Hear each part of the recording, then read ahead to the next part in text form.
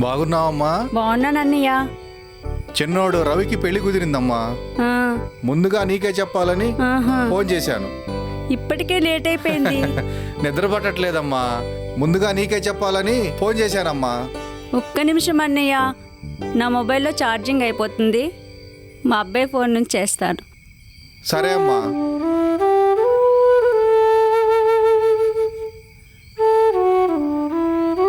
నాన్నగారండి, ఓ, భోజనం ఇప్పటికే చాలా లేట్ అయిపోయింది. నువ్వు వెళ్ళరా, నేను వస్తాను.